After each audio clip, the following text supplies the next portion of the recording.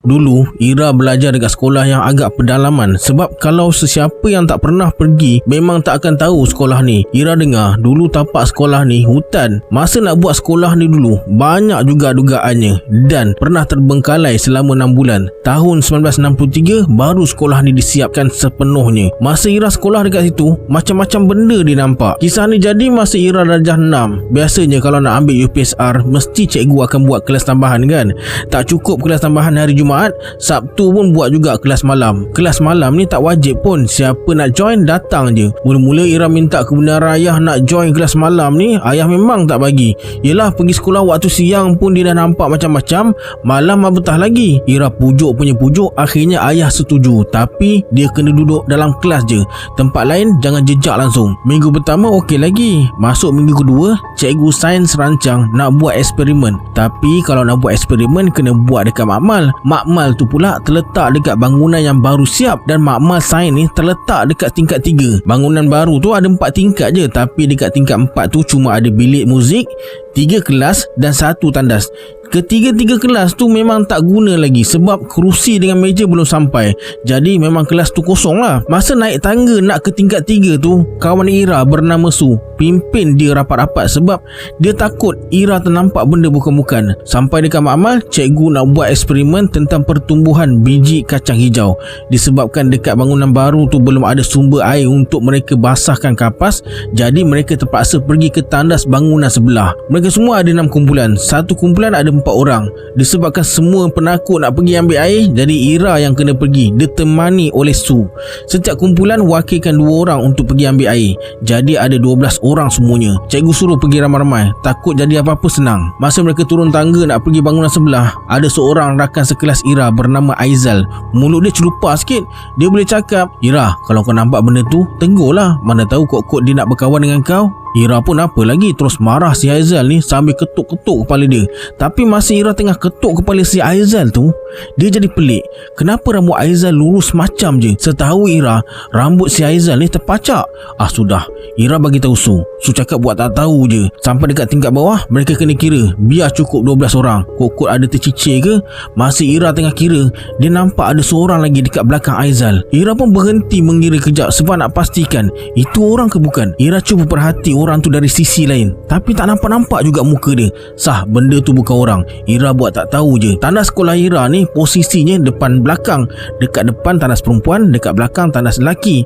Lepas siap ambil air, mereka semua berkumpul depan tandas perempuan. Tiba-tiba Ira perasan si Aizal ni tak ada. Ira tanya kawan baik dia, si Syafiq.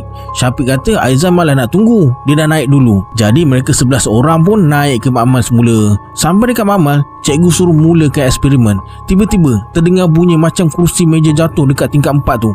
Mereka terkejut, masing-masing kelang kabut nak keluar, nak tengok apa yang jadi.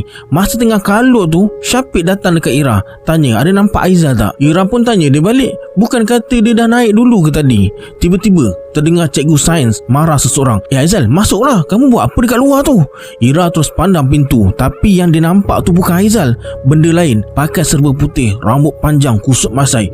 Ira terus terpaku. Sekali lagi cikgu cakap, masuklah cepat, orang dah nak mula dah ni. Sudah, cepat-cepat Ira terus lari dekat depan dan terus tutup pintu, kunci atas bawah.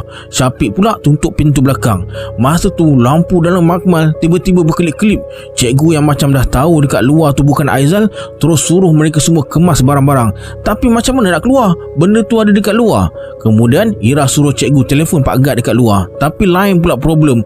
Jadi tersangkut-sangkut. Cikgu suruh mereka semua duduk rapat-rapat. Waktu tu jam dah pukul 10 malam. Sepatutnya mereka dah balik. Ira cakap dekat cikgu biar dia pergi periksa dekat luar sana tu, sebab dia dah biasa dengan benda-benda ni.